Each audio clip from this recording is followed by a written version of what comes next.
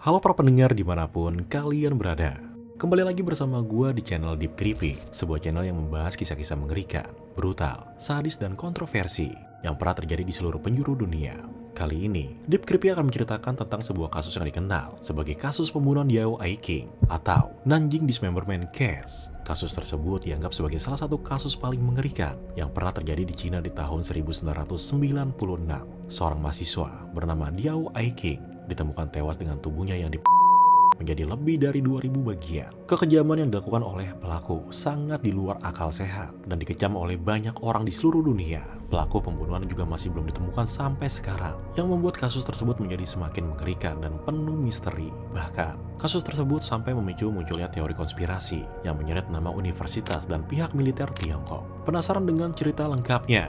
Mari kita bahas bersama-sama.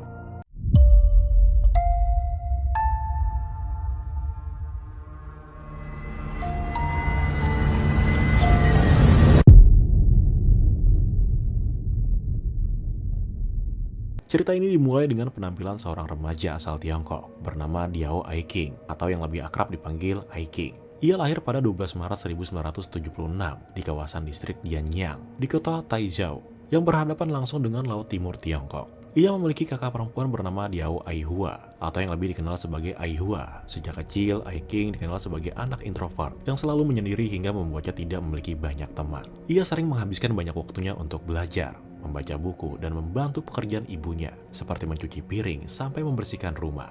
Karakternya tersebut sangat berbanding terbalik dengan kakaknya, yang sangat ceria, memiliki banyak teman, dan tidak suka belajar. Sebagai seorang kakak, Aihua selalu mengajar adiknya untuk agar bersikap terbuka, agar bisa memiliki lebih banyak teman. Ia sampai mengajak sang adik untuk bermain bersama teman-temannya, jika Aiking malu saat bermain dengan anak yang seumurannya. Sayangnya, Aiking selalu menolak ajakan kakaknya karena ia lebih memilih untuk belajar dan membantu ibunya. Meski begitu, Aiking merupakan anak yang sangat berprestasi dan memiliki kecerdasan di atas rata-rata. Hal itu karena sejak duduk di bangku sekolah dasar, Aiking selalu mendominasi teman-temannya di berbagai mata pelajaran dan selalu menjadi juara kelas. Aiking dan kakaknya tumbuh besar di lingkungan kelas bawah, yang sebagian besar masyarakatnya berprofesi sebagai petani dan buruh pabrik perusahaan milik negara. Menurut artikel yang ditulis oleh South China Morning Post, ayah Aiking bekerja sebagai buruh dan gajinya hanya cukup untuk makan sehari-hari. Hal itu membuat keluarga Aiking harus hidup dengan kondisi serba kekurangan dan bisa dibilang berada di bawah garis kemiskinan. Pada periode tahun 70-an, digambarkan sebagai tahun terburuk yang harus dihadapi oleh orang-orang di kalangan kelas menengah ke bawah. Karena pada saat itu, di bawah kepemimpinan Mao Zedong, yang merupakan pendiri dari Partai Komunis Tiongkok, masyarakat dilarang memiliki aset pribadi seperti tanah atau bisnis sendiri karena semuanya diatur oleh negara. Banyak kaum intelektual dan para penjabat dipermalukan hingga dijebloskan ke dalam penjara karena dianggap membangkang atau melanggar peraturan yang telah ditetapkan. Media dan hiburan juga sangat dikontrol ketat oleh pemerintah karena hanya mengizinkan lagu atau film memiliki pesan ideologis di dalamnya. Beberapa sekolah dan universitas sempat ditutup atau tidak berfungsi dengan alasan yang tidak dijelaskan. Dan yang lebih parahnya lagi, masyarakat harus menggunakan kupon hanya untuk membeli kebutuhan sehari-hari seperti beras, minyak, pakaian, dan lain-lain. Meski sangat tertekan dengan kebijakan yang dibuat oleh pemerintah rezim Mao Zedong, masyarakat tidak bisa berbuat apa-apa dan lebih memilih untuk mematuhinya karena tidak ingin mendapatkan masalah atau dijebloskan ke dalam penjara. Kebijakan tersebut tidak lepas dari pandangan politik Mao Zedong yang seorang komunis. Ia mengembangkan pandangan politiknya yang dikenal sebagai Maoisme, di mana ideologi tersebut diadaptasi dari ideologi Marxisme dan Leninisme, namun disesuaikan dengan kondisi sosial, politik, dan ekonomi Tiongkok pada saat itu. Mao percaya bahwa petani adalah kekuatan revolusioner utama dan perjuangan rakyat tanpa henti bisa mencegah kembalinya kapitalisme. Ia sangat menekankan bahwa Tiongkok harus berdiri di atas kaki sendiri dan tidak tergantung pada kekuatan asing, baik dalam bidang ekonomi maupun militer. Partai Komunis juga harus memiliki peran sentral dalam aspek kehidupan masyarakat dan negara. Kepemimpinan partai merupakan hal yang mutlak dan tidak bisa diganggu-gugat hingga ideologi partai harus menjadi panduan utama untuk semua rakyat Tiongkok. Namun setelah Deng Xiaoping terpilih sebagai pemimpin baru, menggantikan Mao Zedong yang telah meninggal dunia, Deng Xiaoping mulai membuat banyak perubahan, yang salah satunya melakukan reformasi kebijakan ekonomi. Hal itu bertujuan agar rakyat Tiongkok bisa mendapatkan kehidupan yang jauh lebih baik. Sayangnya, perubahan dan peningkatan ekonomi tersebut hanya dirasakan oleh orang dari sebagian kalangan. Banyak masyarakat yang masih hidup di bawah garis kemiskinan, termasuk keluarga Yao Aiking. Terlepas dari masalah ekonomi yang sedang dihadapi keluarganya, ayah Aiking selalu mengutamakan pendidikan anak-anaknya agar bisa meraih mimpi dan menggapai cita-citanya. Kehidupannya yang sulit juga tidak membuat Aiking merasa minder dan patah semangat karena selalu mendapat dukungan dari para guru, kakak perempuan, dan kedua orang tuanya. Bahkan pada tahun 90-an, sang kakak yaitu Diao Ahua memutuskan untuk berhenti sekolah demi meringankan beban kedua orang tuanya. Ia kemudian bekerja demi meningkatkan ekonomi keluarganya, sedangkan Aiking terus melanjut pendidikannya dan tetap menjadi siswi berprestasi secara akademis. Aiking juga mendaftar ke Universitas Nanjing dengan mengambil jurusan aplikasi komputer di Departemen Manajemen Informatika, di mana itu merupakan impian dan cita-cita terbesarnya. Hal itu bukan tanpa alasan, karena Universitas Nanjing dikenal sebagai universitas nomor 1 di kota tersebut. Aiking harus mengalahkan ribuan siswa yang datang dari seluruh penjuru kota hanya untuk bisa menempuh pendidikan di universitas tersebut. Tak disangka, Aiking berhasil diterima, yang membuat kedua orang tuanya bangga karena seorang anak miskin bisa bersekolah di universitas ternama. Sang kakak juga sampai menangis haru karena semua pengorbanannya yang ia berikan tidak sia-sia oleh adiknya. Dan pada bulan Oktober 1995, Aiking mulai pendidikannya dan tinggal di sebuah asrama yang telah disediakan oleh pihak kampus. Keluarganya mulai membatasi komunikasi dengan Aiking sampai tidak memberitahunya saat kakak perempuannya telah menikah dan kakeknya meninggal dunia. Hal itu bukan tanpa alasan, karena kedua orang tuanya takut menambah pikiran anaknya dan mengganggu pendidikannya.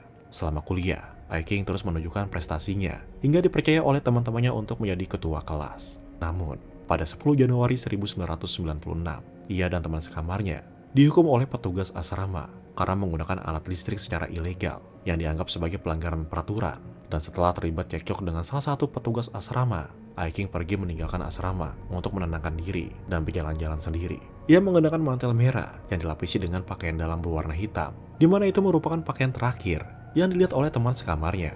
Keesokan harinya, beberapa temannya mulai merasa resah dan sangat khawatir karena Aiking tidak kunjung pulang dari semalam. Mereka lalu melaporkan ke pihak kampus, sampai meminta bantuan polisi untuk menemukan Aiking yang menghilang. 9 hari kemudian, tepatnya pada 19 Januari, masih di tahun yang sama, seorang pekerja kebersihan menemukan sebuah daging di dalam tas yang ia anggap sebagai daging babi. Pekerja tersebut lalu membawa daging itu pulang untuk dimakan bersama keluarga kecilnya. Namun saat membongkar semua isi tas temuannya, pria tersebut menemukan 3 jari manusia dan langsung melaporkan ke pihak berwajib. Dan setelah memastikan bahwa daging tersebut adalah polisi lalu melakukan penelusuran dengan mengerahkan lebih dari 100 petugas gabungan. Polisi kemudian menemukan lain yang berjumlah lebih dari 2.000 bagian, namun tanpa organ tubuh penting seperti jantung, hati, limpa. Potongan tersebut ditemukan di 8 lokasi, berada di sekitar kampus, termasuk stadion, gerbang masuk, ruang kesehatan, dan di sepanjang pinggir jalan menuju universitas. Kepala dan pakaian korban juga akhirnya ditemukan oleh petugas setelah melakukan penyisiran selama 20 hari. Kabar tersebut langsung menggemparkan satu negara sampai diliput oleh media internasional.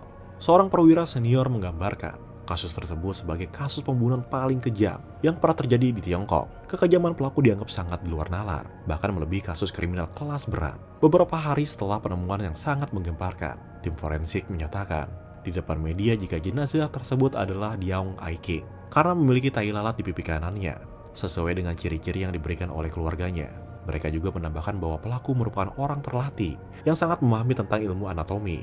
Selain selama beberapa hari, pelaku korban dengan presisi yang hanya bisa dilakukan oleh seorang ahli. Hal itu membuat polisi menyimpulkan bahwa pelaku mungkin seorang tukang daging atau ahli bedah profesional. Polisi juga melakukan investigasi besar-besaran dengan menyelidiki orang-orang di universitas dan daerah sekitarnya. Namun, polisi sangat kesulitan untuk mencari pelaku karena tidak memiliki petunjuk utama dan kurangnya saksi mata. Bahkan sampai tahun 2016, kepolisian Nanjing masih belum menemukan pelaku pembunuhan dan hanya memberitahu keluarga korban bahwa kasus tersebut masih diselidiki. Hal itu sontak mendapat reaksi keras dari masyarakat sampai memicu munculnya teori konspirasi yang menyeret nama universitas hingga militer Tiongkok.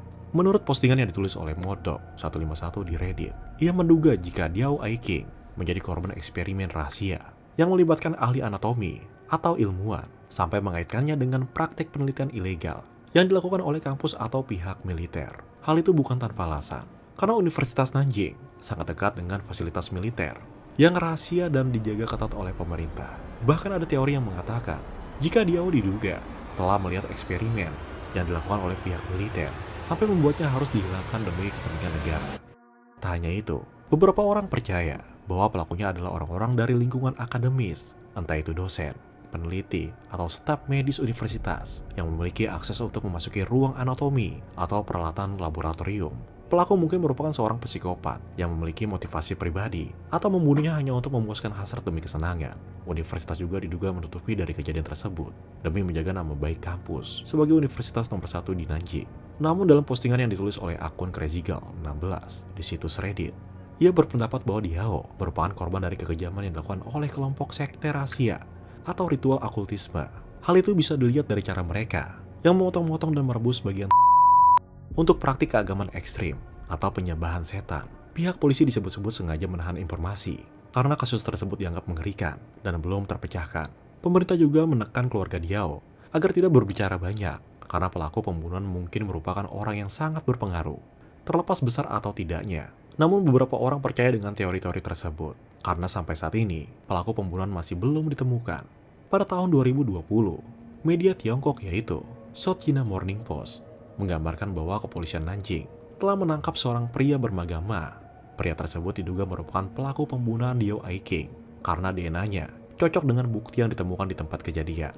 Identifikasi ini dilakukan setelah pelaku terlibat dalam kasus kriminal yang membuat pihak berwenang membandingkan DNA-nya dengan kasus-kasus lama. Namun, polisi tidak memberikan kejelasan lebih lanjut terkait pria tersebut karena pelaku pembunuhan Diao Aiking masih belum bisa ditemukan. Bahkan pada tahun 2021, keluarga Diao Aiking mengajukan gugatan terhadap Universitas Nanjing sebesar $250.000 untuk ganti rugi.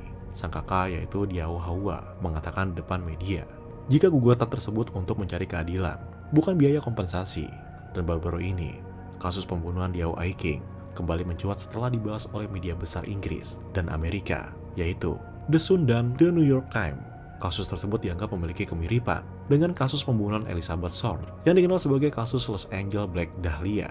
Pihak polisi bekerja sama dengan tim ahli atau peneliti untuk memecahkan kasus pembunuhan tingkat tinggi di masa lalu dengan menggunakan bukti DNA. Sampai sekarang, polisi masih melakukan investigasi lebih dalam karena pelakunya masih belum ditemukan. Menghilangkan nyawa seseorang merupakan tindakan keji yang sangat ditentang oleh agama manapun. Hiduplah dengan ringan dan kebahagiaan itu pasti akan mengikuti. Sederhanakan hidupmu dengan melepaskan ekspektasi. Mungkin cukup sekian untuk pembahasan kali ini. Mohon maaf jika ada kesalahan dalam pengucapan.